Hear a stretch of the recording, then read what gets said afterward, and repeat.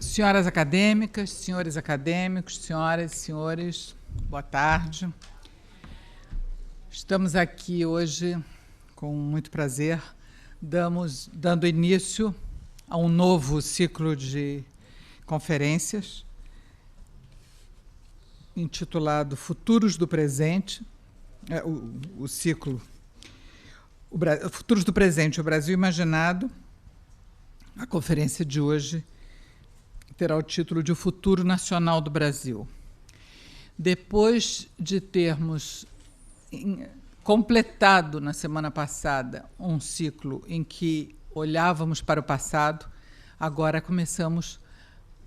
fazemos um movimento pendular e dirigimos nosso olhar ao futuro, sempre nessa tendência muito viva da academia de fazer a interseção entre memória e invenção, entre tradição e prospecção, passado e futuro, etc. O ciclo vai ser coordenado pelo acadêmico José Murilo de Carvalho, a quem vou passar a palavra em seguida, e o conferencista de hoje é o recém-eleito acadêmico Fernando Henrique Cardoso.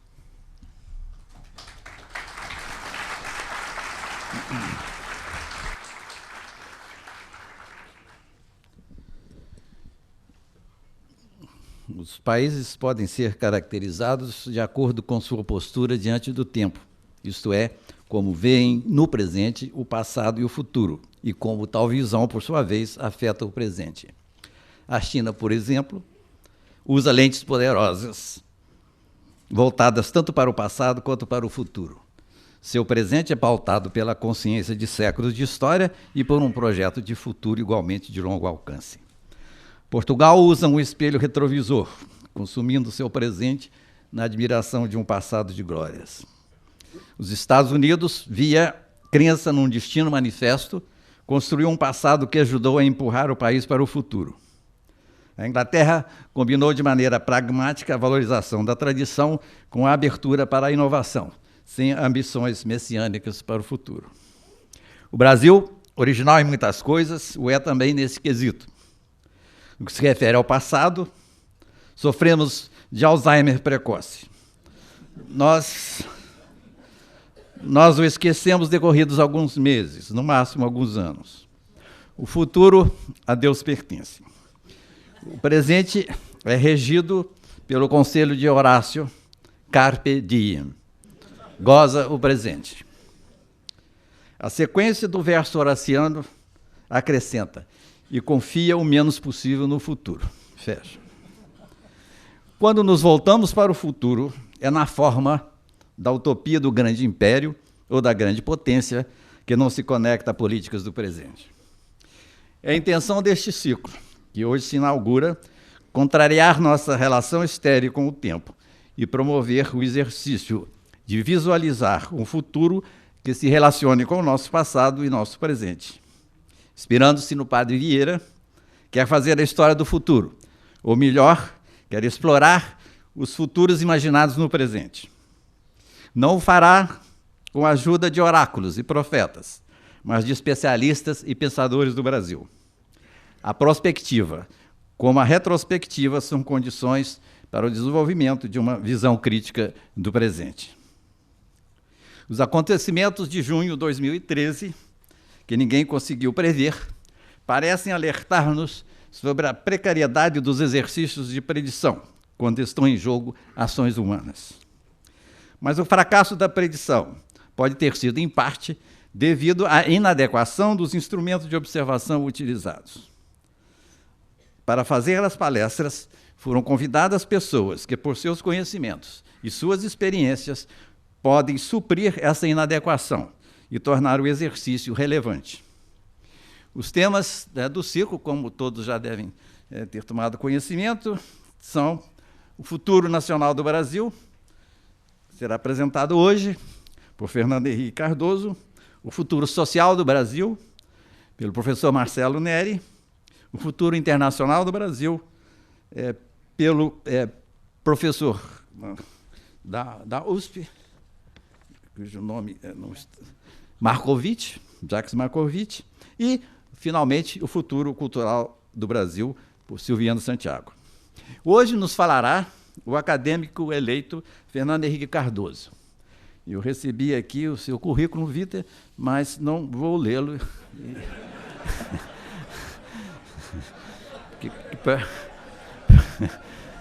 Porque, afinal, ele vai ter tempo para falar também.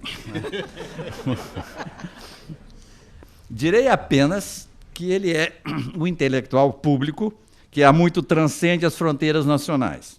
Em 2008, foi eleito pelas revistas Prospect e Foreign Policy, em colégio eleitoral de mais de 20 mil votantes, como um dos 100 intelectuais públicos mais importantes do mundo. Professor emérito da USP, possui ampla e influente produção intelectual. No livro Dependência e Desenvolvimento na América Latina, de 1970, escrito por ele em parceria com Enzo Faleto, desenvolveu a única teoria sociológica produzida na América Ibérica que circulou pelo mundo. Liberado das funções públicas, voltou a concentrar-se na tarefa de pensador, publicando vários livros, como Relembrando o que escrevi, A Soma e o Resto, Xadrez Internacional e Social-Democracia, A Arte da Política, e, ultimamente, deste ano, publicou, o Pensadores que Inventaram o Brasil.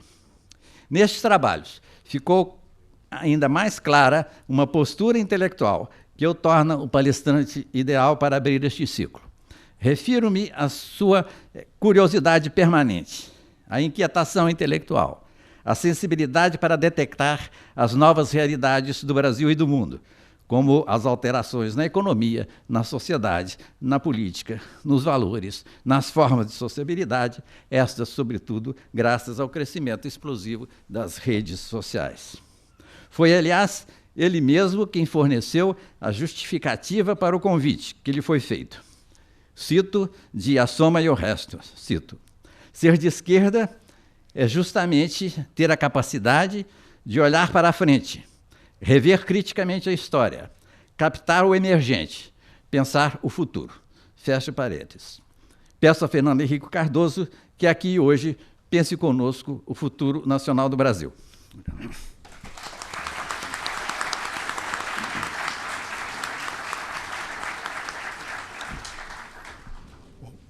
Boa tarde a todos.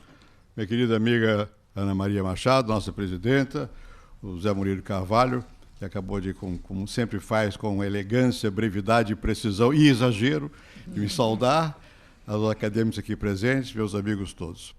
Em primeiro lugar, é uma honra poder vir aqui para essa tarde, inaugurar esse ciclo de conferências, e é a primeira atividade que tenho, depois que tive gentilmente assento na cadeira, numa das cadeiras dessa academia, e, por outro lado, é um desafio, porque o título não é fácil, o futuro nacional do Brasil. Eu me lembrava que o Gramsci, Antônio Gramsci, dizia: sabe-se o que foi, sabe-se o que é, o que será, não. É muito difícil saber o que será. Aqui já foi dito pelo Murilo, que se trata de uma especulação, se possível, baseada na experiência, mas uma aposta. É sempre uma aposta, porque o futuro se constrói, não é uma coisa que esteja dada. Apesar de que os fundadores das ciências sociais, da sociologia especialmente, tiveram a pretensão de imaginar que eles detinham conhecimento das leis da história, desde Comte, que imaginou as várias fases da humanidade, até Marx, que também, na sua visão apocalíptica, imaginou também como seria o futuro, todos tiveram a ambição de ir mais além do que simplesmente explicar o presente e o passado, e tentaram prescrever, a partir, quanto possível, do conhecimento adquirido, como seria o desenvolvimento desse presente no rumo do futuro. Mas, ainda assim, não é fácil, e quando se diz futuro nacional do Brasil, começa pela discussão o que significará ser nacional. A ideia de nação, toda a gente sabe, é uma ideia que, na acepção atual, que se desenvolveu só no século XIX. Até então, a referência à nação, mas como conjuntos variáveis, como hoje, como se fala da nação árabe. Não se trata propriamente do que, na acepção normal, se considera uma nação. Por quê?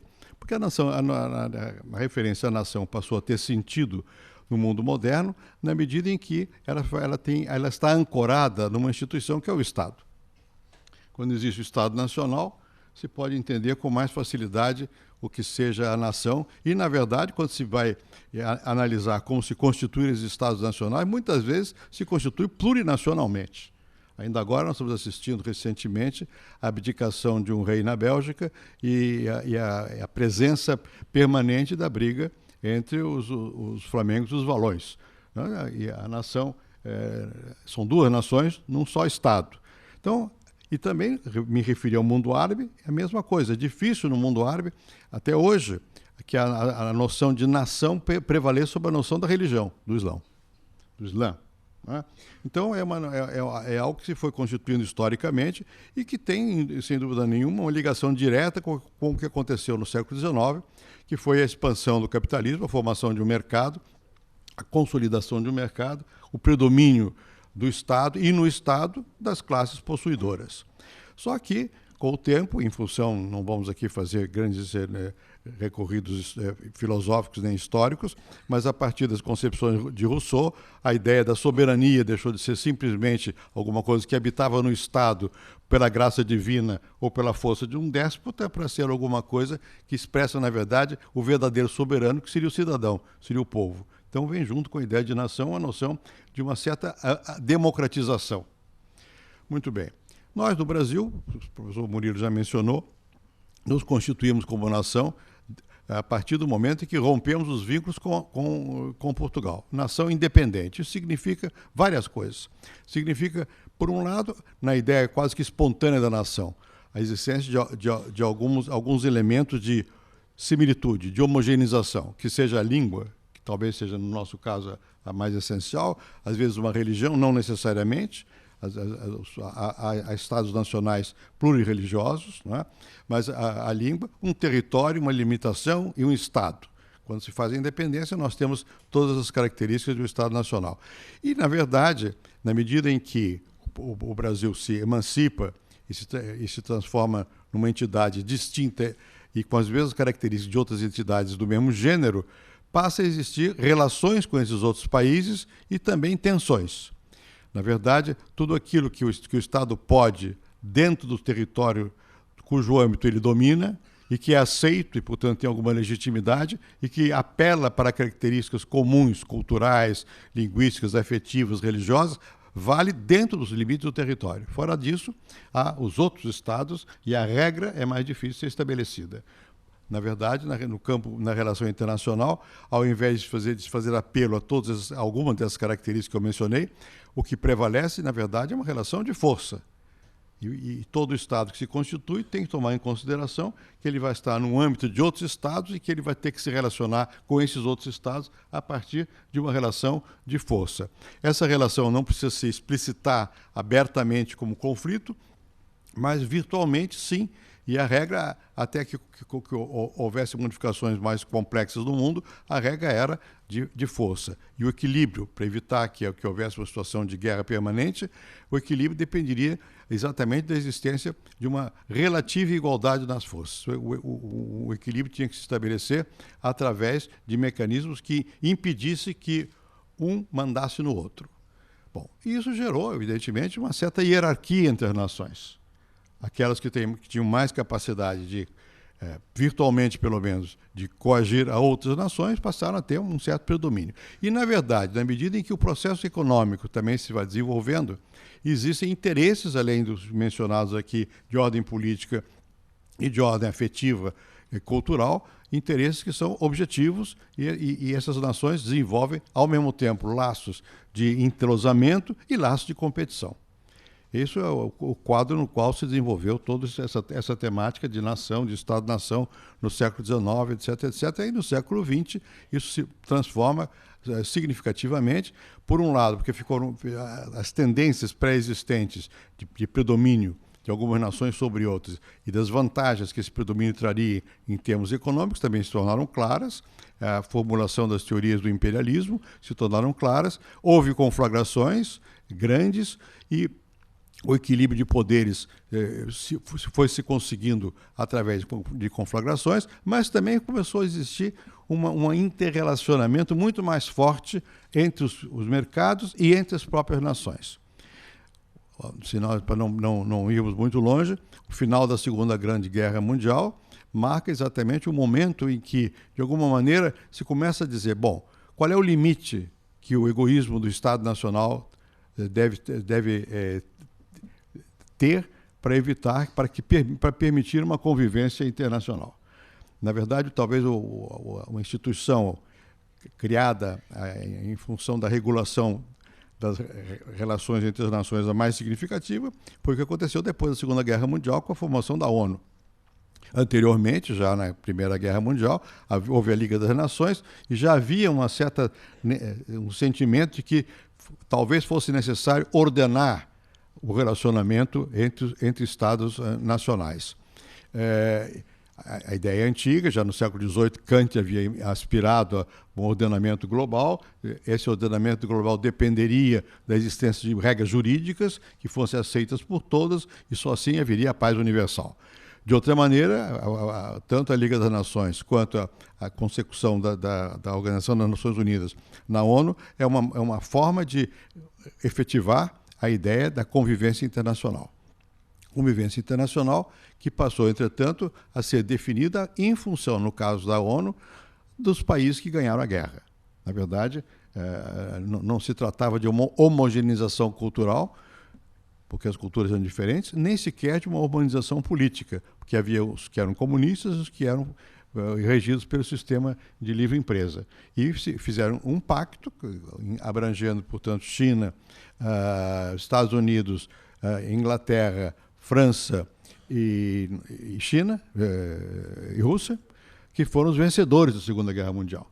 E, a partir daí, esse sistema foi se ampliando, mas o poder foi retido por esses 5 países que detêm o veto no Conselho de Segurança Nacional. Mesmo que haja outros que tenham acesso ao Conselho de Segurança, o direito de veto ficou nas mãos desses que refletiram uma situação de força, de poder, no final da Segunda Guerra Mundial. E enquanto houve a bipolarização entre os Estados Unidos e a União Soviética e China, era uma situação, digamos, de congelamento de um conflito. Ainda estava ali ardendo no coração e nas mentes a ideia de que poderia haver um conflito. E a ONU o tempo todo tratando de ser um fórum para evitar que esse conflito se deflagrasse. E, de fato, foi vencedora desse ponto de vista. Não houve tal conflito. A partir da Segunda Grande Guerra Mundial, nunca mais houve uma conflagração entre grandes potências. Há guerras por todos os lados, mas são guerras que não abalam o sistema global de dominação. E, naquela altura, o que aconteceu com o futuro nacional do Brasil? Desde o começo, o Brasil aspirou a fazer parte dos grandes. Aqui já foi dito. Desde o começo.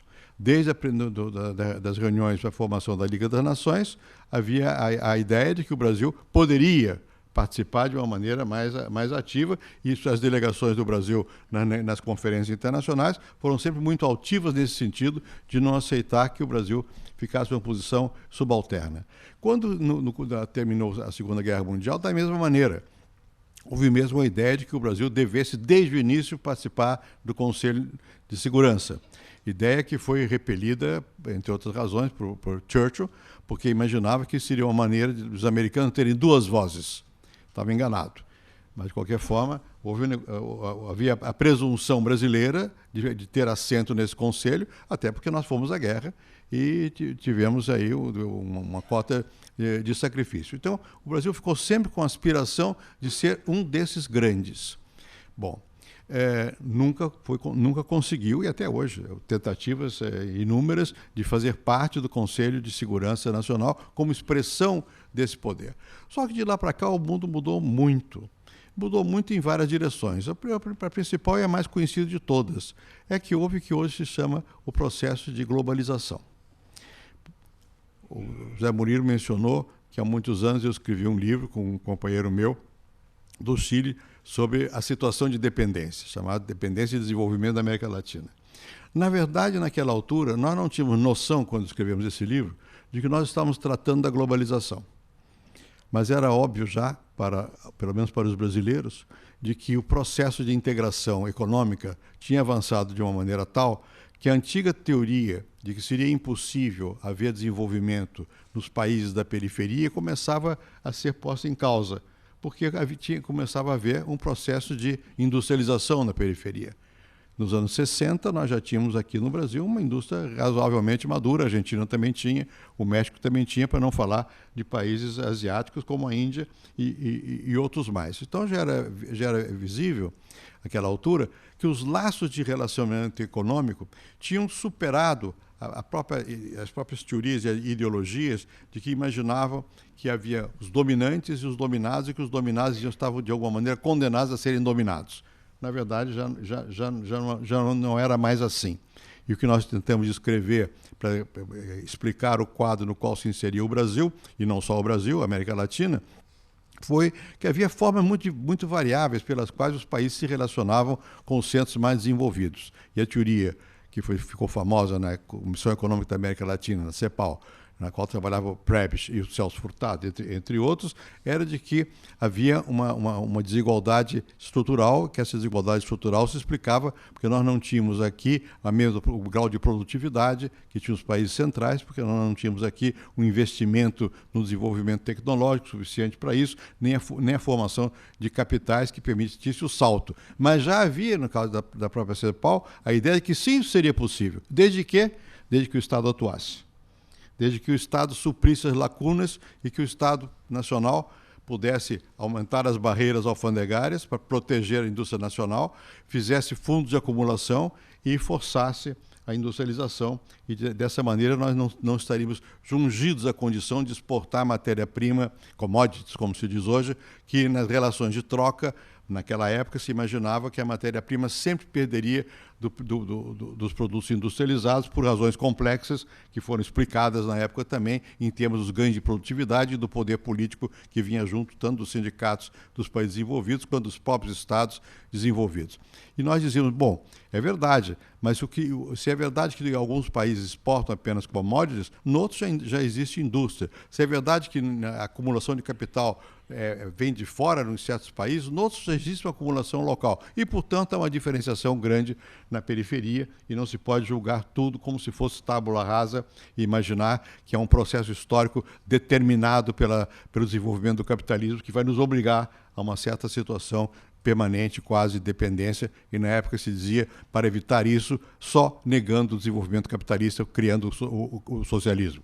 Senão seria impossível o desenvolvimento. Nós tentamos descrever, dar uma visão um pouco mais dinâmica desse processo, nesse livro, é um livro antigo, dos anos 60. De lá para cá, esse processo caminhou enormemente. Por quê? Não apenas porque a acumulação de capital se fez exponencial, como porque houve várias revoluções tecnológicas muito importantes, algumas nos meios de comunicação. Dá-se, às vezes, menos importância do que se deveria dar ao fato de que a existência de hoje dos meios de transporte velozes, como o avião, e portentosos, como os navios que levam uma quantidade imensa de material através de tecnologias modernas de guardar as mercadorias e que possibilitou um desenvolvimento de comércio enorme, teve uma importância grande na integração das economias globais. Mas mais do que isso, o que teve importância mesmo foi a transformação tecnológica dos meios de comunicação e de informação. De tal maneira que hoje o controle do processo produtivo se pode dar a nível global. É possível maximizar os resultados, fazendo que as partes da produção se desenvolvam em diversos setores do planeta e o controle pode ser também posto em qualquer lugar, porque os meios de comunicação da internet e tudo mais permitem um conhecimento online de tudo que está ocorrendo e isso forçou uma integração gigantesca do processo produtivo. No momento que essa integração alcançou os mercados financeiros, foi quando se começou a falar de globalização, propriamente dita. ou seja, quando efetivamente é possível controlar o fluxo de capitais através de mecanismos muito simples e de comunicação imediata, e se transferem massas gigantescas de recursos financeiros de um país para o outro, saltando fronteira, apertando uns simples botões de internet. O fato é que se desenhou um mundo que é um mundo bastante diferente.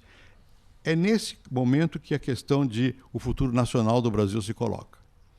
Porque, efetivamente, quando é possível, como é possível hoje, saltar a fronteira, não só no sentido de mercadorias, mas também no sentido de informações, é muito difícil que os estados controlem os desenvolvimentos sociais nos âmbitos dos seus territórios. No passado era mais fácil controlar. Nesse momento, muito mais difícil. As redes de comunicação existem aí. Hoje as redes são o fundamento do relacionamento, se dá através de redes e que, de alguma maneira, saltam os limites que antigamente faziam com que o Estado pudesse controlá-los. Mesmo quando os Estados são autoritários, por exemplo, na China, há 400 milhões de blogueiros na China. 400 milhões de blogueiros. É quase impossível imaginar controle de tudo isso. E as consequências dessa nova maneira de relacionamento estão aí, estão nas ruas do Brasil. É uma coisa que escapa muito a tudo que é organizado, a tudo que é institucional. Isso quer dizer que não se pode mais pensar em futuro nacional, o grifo nacional do Brasil? Não, eu não creio que seja bem assim. Mas é preciso colocar esse futuro nacional no contexto atual. E o contexto atual requer simultaneamente uma interação global. E essa dialética, se eu posso abusar dessa palavra, desse conceito, entre o local e o global, entre o nacional e o internacional, é muito complexa e ela é decisiva. Porque ou bem se imagina que é impossível ter futuro nacional, porque tudo vai ser internacional, então se tem uma visão de um certo tipo, ou se imagina que, a despeito da internacionalização econômica, e mais que econômica, dos fluxos de informação, existirão sempre mecanismos que são de interesse de ordem nacional. Nacional e também subnacional e quase local. Nós estamos assistindo um mundo que é muito curioso. No mundo europeu, por exemplo, a todo instante, eu mencionei no começo o óbvio sobre os valões e os flamengos, mas na Espanha, o tempo todo, estamos vendo o que está acontecendo com os bascos, ou o que está acontecendo na Catalunha, onde a reivindicação é uma reivindicação de identidade mais local, mais regional. Então, nós estamos assistindo uma passagem da história mundial, no qual existe, ao mesmo tempo, um enorme processo de integração, uma possibilidade gigantesca de que o centro de poder se desloque do nacional para um plano mais amplo, mas, ao mesmo tempo, uma possibilidade de reforçar aspectos que são locais e que são nacionais. E nesse caso, especificamente, são os aspectos culturais. Crescentemente, a cultura, e a língua, por consequência, passa a ter importância como forma de identidade, porque essa não é substituída pelos mecanismos que levam à integração global. O futuro nacional do Brasil vai depender muito, nesse mundo que é um mundo integrado, da nossa capacidade de entendermos a importância dos fatores culturais. E como esse novo mundo que estamos batendo nas nossas portas é um mundo que está baseado no desenvolvimento científico e tecnológico, a economia está ligada a isso, o modo cotidiano de viver está ligado a isso, e todos nós dispomos, para nossa, às vezes, dificuldade, porque não sabemos mexer muito bem, de um aparelhinho desse tipo no bolso, e que estamos em contato, eu entro mal em contato, mas, enfim, tento entrar em contato, né? Se nós não entendemos que esse desenvolvimento é fundamental e que isso vai depender da criatividade, da inovação, da formação, nós, então, não estaremos perdendo o nosso futuro nacional. O nosso futuro nacional vai estar crescentemente ligado à nossa capacidade de entender que os aspectos culturais e os aspectos formativos, portanto, de educação e de aprimoramento científico e tecnológico serão decisivos para que nós possamos nos recolocar de uma maneira adequada nesse mundo que está em efervescência e que está avançando. Temos chances. Temos chances e temos algumas chances que eu creio que são do que o Joseph Nye, que é um cientista político de Harvard, chamava de soft power, o poder suave. O poder suave talvez venha jogar um papel mais importante do que se imagina, que é o hard power, as guerras. Na medida em que as guerras se tornaram cada vez mais difíceis, e hoje, na verdade, nem mesmo os Estados Unidos conseguem ter controle militar do mundo, pelo contrário, a todo instante, quando tentam, ou não dá certo a tentativa, ou a consequência econômica é muito desastrada, por outro lado, dificilmente haverá um choque maior, global, entre os Estados Unidos e a China, já posso até especular por quê, mas na medida em que haverá menos riscos de guerra, eu diria o seguinte, se me permite uma certa audácia arriscada, de alguma maneira a globalização é o fim do imperialismo. É o fim do imperialismo. Porque o imperialismo é o apogeu do Estado Nacional tentando, através da força, dominar fatores econômicos. Na medida que se tem uma integração global, através do próprio setor produtivo e das empresas, o Estado perde vigência como fator de acumulação e a empresa ganha poder. É claro que isso tudo é relativo, os estados vão continuar a ser importantes, mas relativamente menos. É muito difícil imaginar-se que um futuro no qual a China e os Estados Unidos entrem em choque, ou a Europa e os Estados Unidos, ou mesmo a Rússia com algum outro país, porque a inter-relação é tão grande, os interesses recíprocos no setor produtivo são de tal natureza, de tal magnitude, que é muito pouco provável que isso ocorra. No passado, dizer, bom, não vai ocorrer porque um tem medo do outro, tem a bomba atômica. Hoje já não é menos isso. Quando se lê o que os chineses estão propondo, encontrar zonas de convergência com os americanos, o último livro do Kissinger sobre a China, um livro muito interessante, né, nesse sentido, né? Vê-se que o mundo não está se organizando como antes da globalização, em termos de um possível uso da força para a dominação entre os grandes. Bem, mas isso não significa que não haja influência, não significa que não haja fatores que tenham a capacidade de fazer com que haja aceitação de valores, e esse é no plano do soft power, que é no plano da cultura, que é no plano da capacidade que os países demonstrem de desenvolver formas de convivência que sejam aptas a um desenvolvimento mais global. E nesse aspecto nós temos algumas vantagens no Brasil. Algumas vantagens que sempre foram gabadas, mas que são pouco utilizadas na nossa projeção no mundo, né?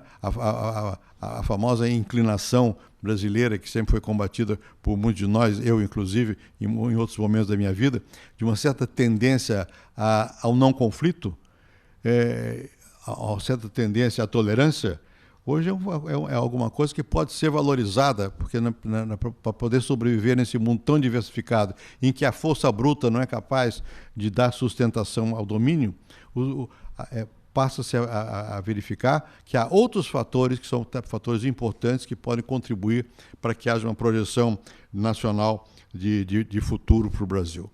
Obviamente, se nós quisermos sair desse plano mais especulativo e até dizer mesmo, como eu penso, que provavelmente daqui por diante, eu digo no século XXI, o grande problema vai ser de estabelecer, de alguma maneira, regras mais consensuais de relacionamento global e por consequência, a possibilidade de se pensar em termos daquilo que se era mais próprio das religiões, que é pensar em termos da humanidade, pensar em termos do ser humano no seu conjunto e tentar de imaginar quais são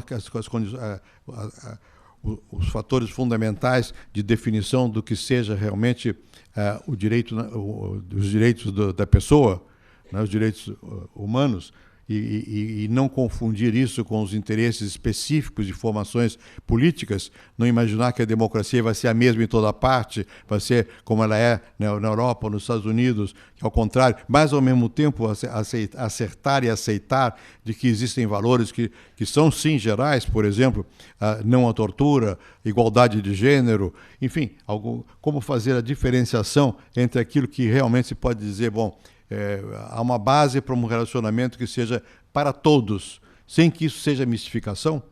Essa é a grande questão, a grande resistência que Marx tinha às ideias de Hegel e de outros mais, aqui no fundo tinha uma visão também de uma celebração universal, era de que isso era mistificação, porque a realidade era a luta de classe, eram as classes, e, portanto, não se podia falar em humanidade, de alguma maneira o desenvolvimento da economia e da integração entre os povos e os problemas que advindos dessas formas econômicas e sociais e políticas criaram a necessidade de um pensamento que ultrapasse a fronteira nacional e que ultrapasse o interesse de classe.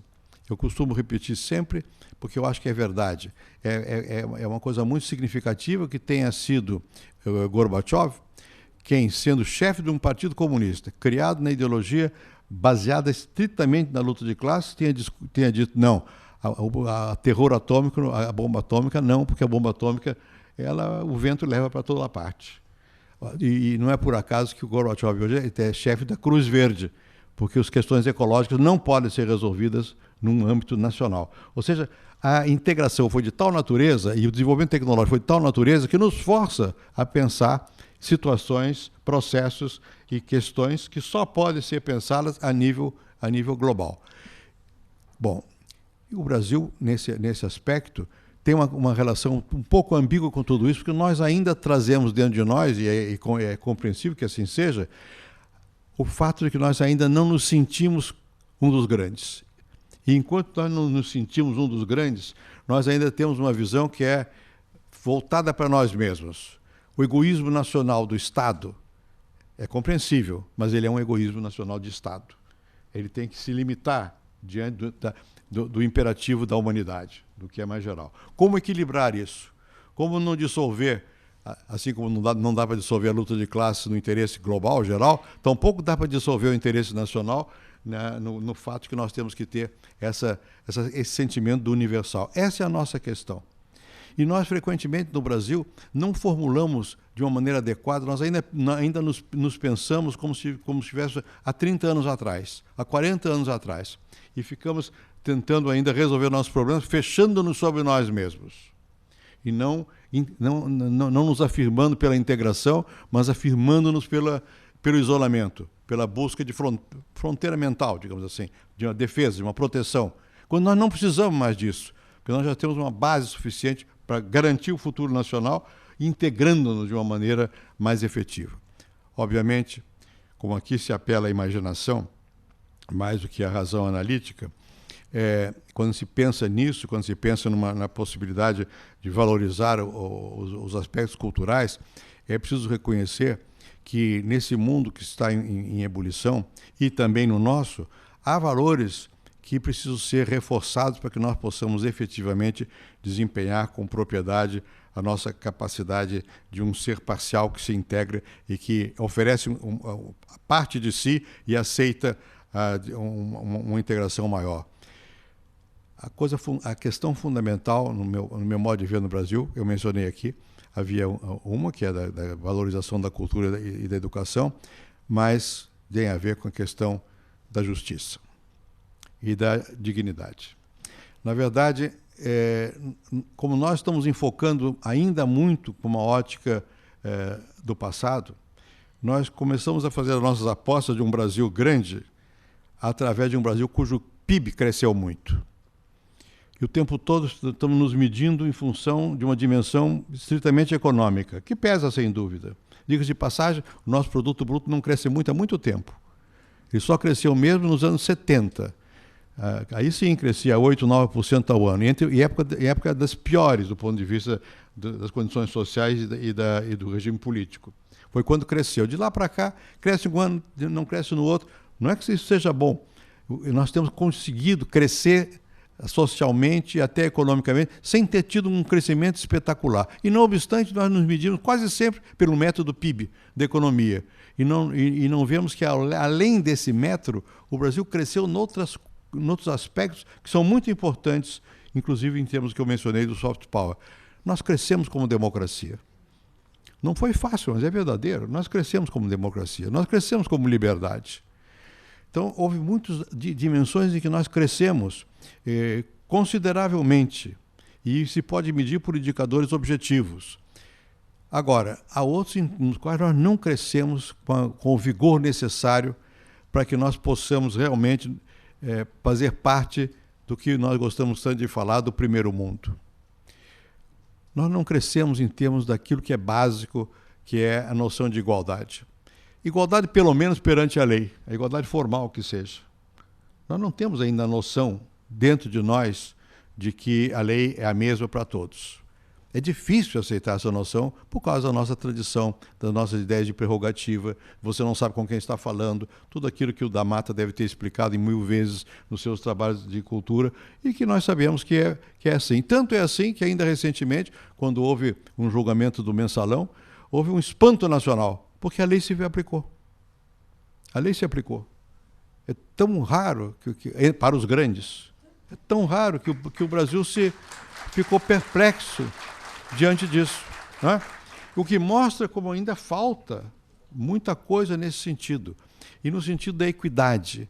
Talvez daqui para frente, o que motive mais as pessoas venha a ser isso, o sentimento da decência e da dignidade. Não quero entrar em questões muito específicas, mas no que nós vimos nas últimas semanas nas ruas do Brasil, foi o efeito de tudo isso. O efeito de que o Brasil está integrado no mundo, de que o Brasil dispõe dos meios de comunicação modernos, que as pessoas seguem esses meios de comunicação e de que aqui também está nascendo um sentimento novo, que é o sentimento de que eu concordo ou não, passa por mim, eu sou uma pessoa. Isso não é o individualismo antigo, filosófico, é outra coisa, porque eu sou uma pessoa que está conectada. Eu não sou o ser individual, russoniano que vai fazer o contrato, eu já fiz o contrato. Eu já estou conectado. Eu sou uma pessoa conectada, mas eu quero opinar. E em certos momentos eu me movimento. E não me movimento porque esteja somente mal de vida. Talvez esteja. A vida não é tão boa quanto se faz, quanto a propaganda faz crer. Mas não é só por isso. É porque há uma espécie de sentimento de que falta a minha participação na decisão. Falta eu ter espaço para eu viver do jeito que eu quero. Há uma espécie de, a expressão é antiga, malaise, um mal-estar. Um mal-estar que não deriva da carência de emprego, embora o emprego seja de baixa qualidade. Mas não deriva. Os dados estão aí para mostrar. Não deriva de dizer, eu não melhorei. Todos melhoramos, quase todos. Relativamente, muito relativamente, melhoramos. E não obstante, protestamos. Que queremos algo que nós não sabemos muito bem ainda o que é. Mas nós queremos decência. Nós queremos um modo de vida que seja mais razoável. E isso tem a ver também com o que aconteceu no mundo. Essa razoabilidade não tem a ver só com o conforto, tem a ver também com o estilo de vida. Isso tudo é vago, eu sei. São sensações, mas são presentes, existem, são motivadoras da ação. Isso, se nós quisermos ter um futuro nacional, nós vamos ter que mudar muita coisa nesse sentido, no que diz respeito ao nosso relacionamento com relação à igualdade e à justiça. Caminhamos razoavelmente, mas não o suficiente nessa matéria. E cada vez que se caminha, não é fácil. Mesmo em questões que eu sei que são controvertidas, como as políticas compensatórias, e eu sou favorável a políticas compensatórias, as objeções são imensas imediatamente. Às vezes tem validade, às vezes não, às vezes é mero preconceito. É a ideia de que, depende de como seja a política compensatória, mas é evidente que há uma desigualdade muito grande no Brasil. Não adianta dizer, como eu mesmo sempre disse, e entendo que os governos digam, o Gini está melhorando, o coeficiente que mede a desigualdade de renda está melhorando. Mas ele mede a desigualdade de renda e não de riqueza. E a disparidade é muito grande. Então, isso tudo, se nós quisermos realmente ter futuro nacional no mundo que está aí, nós vamos precisar mudar. Nós vamos ter que caminhar muito mais na direção do social, na direção do cultural, na direção do reconhecimento e do respeito do outro, da dignidade e da decência. Podem ser só palavras, podem ser, mas eu creio que nós estamos assistindo em várias partes do mundo a algo semelhante. E não é fácil imaginar esse futuro. Não é fácil porque é óbvio que os mecanismos que foram criados a partir do Estado de democrático de direito, portanto, desde as ideias russonianas, com mais Montesquieu, com mais todo o desenvolvimento da luta de classes, com mais as novas políticas de um Estado social mais efetivo, mais ativo, de tudo isso, com tudo isso que foi criado, não é fácil compatibilizar o tipo de desenvolvimento do mundo contemporâneo com as formas políticas de autoridade. O que nós assistimos recentemente, especificamente, mais dramaticamente no mundo árabe, mas não é só lá, foram tentativas muito grandes de mobilização, que de alguma maneira é um grito de parado no ar, que como está não dá para ficar, mas os resultados não têm sido resultados que tenham efetivamente criado novas formas institucionais capazes de conviver com as demandas criadas e possibilitadas pela interconexão permanente de todos com todos. Estamos assistindo em vários países árabes um momento de recuo do que tinha sido avançado. A não ser talvez numa outra experiência, como na Islândia, que é um país pequeno, onde houve uma modificação maior das estruturas, das formas de organização do poder, não se viu o avanço suficiente. Estamos ainda engatinhando, mas seguramente esse novo mundo, no qual eu acho que o Brasil tem futuro, e tem um futuro nacional, vai depender da criatividade nossa e de outros para abrir as instituições de um modo tal que o processo deliberativo seja mais amplo e que, mesmo que se respeite as regras de representação no processo decisório final, esse decisório final passe por um crivo de participação muito maior. Não é fácil. Há tentativas, há experimentos, as pessoas sabem pouco do que está acontecendo, mesmo no nosso caso, mesmo quando se olha, e é fácil de ver, e não é só nosso, é geral, o desprestígio das instituições políticas, de todos que mandam, não é, diante da população em geral.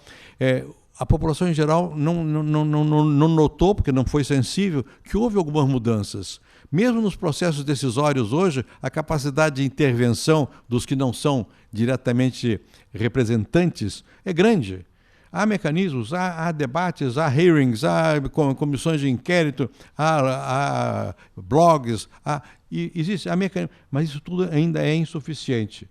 Então nós temos ainda aí um gap enorme entre as aspirações que já estão postas e as respostas institucionais. Para que nós possamos, no futuro, participar desse mundo, nós aqui temos que, por nossa conta e risco, irmos também criando os nossos modos pelos quais vamos tentando resolver essas inquietações que estão à flor da pele.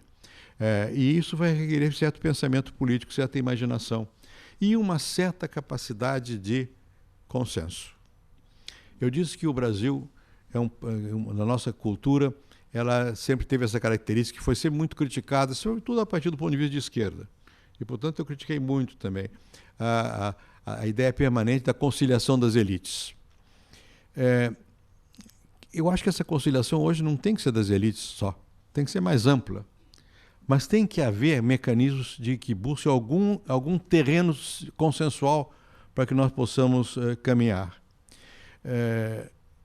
Não se consegue lograr consensos nas sociedades complexas como é a nossa, ou já é a nossa, sem liderança. Consenso não é uma coisa que dependa só da espontaneidade das ruas e das pessoas. Requer condução, algum tipo de condução do processo. Então é um momento em que nós estamos sentindo que, para o nosso futuro nacional, vamos depender também da projeção de vontades políticas que sejam suficientemente amplas e inteligentes para não imaginar que elas possam se impor, mas que elas dependam de dialogar e buscar alguns pontos de convergência. Se os chineses estão buscando pontos de convergência com os americanos, e também lá entre eles, por que nós não podemos buscar pontos de convergência entre nós? Por que não deveríamos buscar pontos de convergência sobre questões fundamentais? Se é verdade, se eu tenho razão, se é que tenho no que disse, a respeito de que o futuro vai ser jogado basicamente em função da educação e da cultura, da capacidade de criatividade e de inovação, será que nós não podemos nos entender sobre quais são as medidas para chegar lá? Hoje nós podemos nos entender a respeito de quais são as medidas não sei se nos entender, mas fica quase consensual que para o crescimento da economia nós precisamos de estabilidade monetária, precisamos de um mecanismo cambial adequado, precisamos de investir na infraestrutura. Há consensos nessa matéria, mesmo que digam que não, mesmo que por razões políticas e partidárias as pessoas não beijem a cruz, mas na verdade, na prática, sim beijaram a cruz. Por que nós não poderíamos, então, buscar outros consensos nessas áreas que, a meu ver, vão ser mais definidoras do futuro do que simplesmente o crescimento da economia, que são essas áreas que têm a ver com a justiça, com a educação, com os modos de convivência que se estão criando? Eu acho que esse é o nosso grande desafio. Se nós quisermos ter um futuro nacional, e podemos ter, nós temos que não ter medo de nos expor no mundo, não imaginar que podemos nos desenvolver fechando-nos, não imaginar que qualquer abertura serve, mas imaginar sim que para que nós possamos fazer isso com força de afirmação, nós temos que sentir dentro de nós a capacidade e a vontade de mudar essas coisas que são as que mais doem.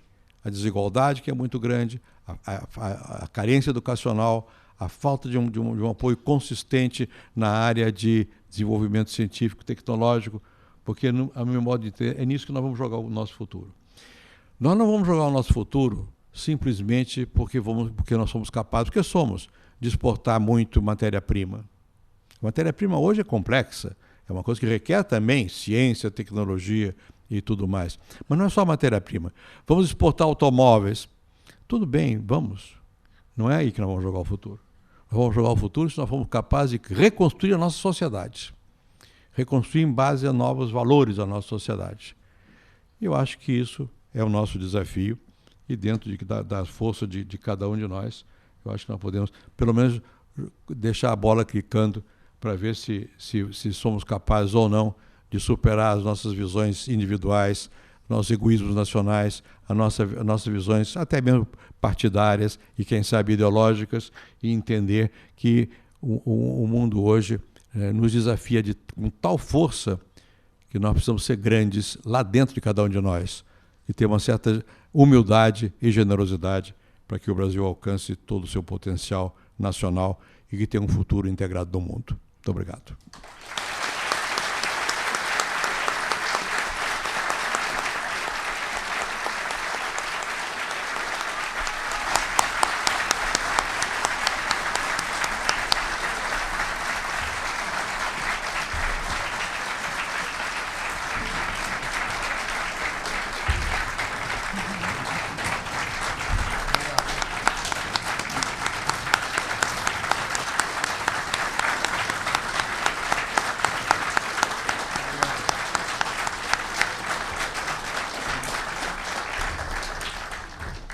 Muito obrigada, Fernando Henrique Cardoso. Passo a palavra agora ao coordenador e comentarista Zé Murilo de Carvalho. Como as palmas confirmam, não vendi gato por lebre, né? Como era de se esperar.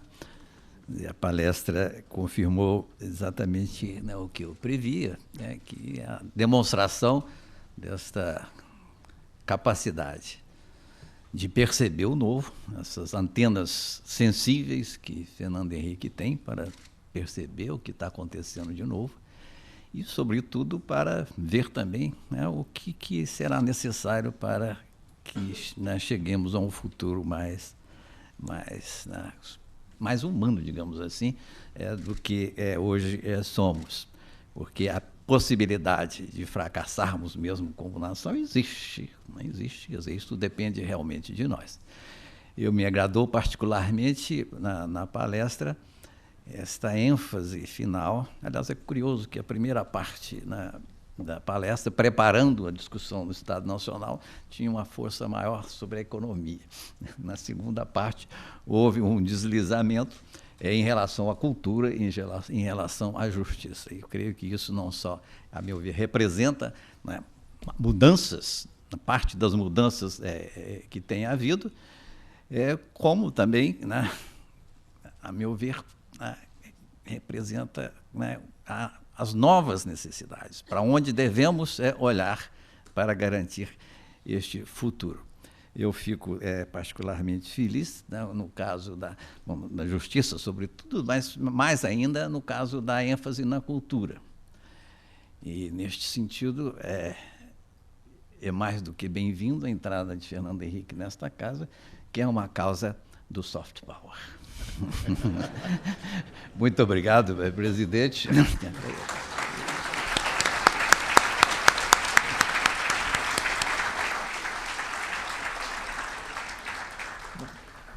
Muito obrigado, José Murilo de Carvalho, por suas observações, seus comentários.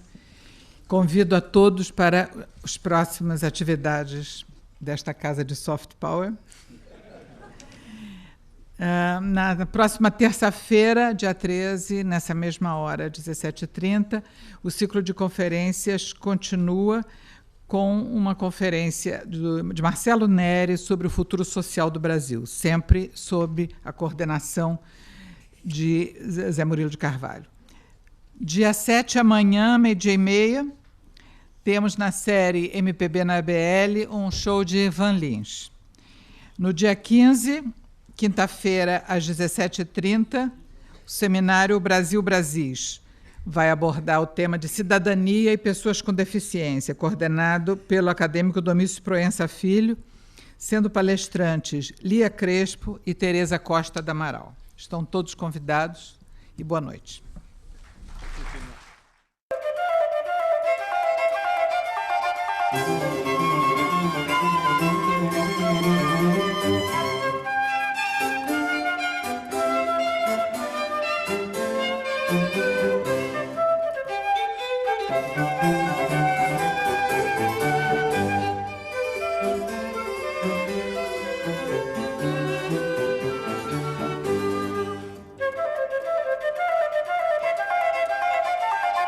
Música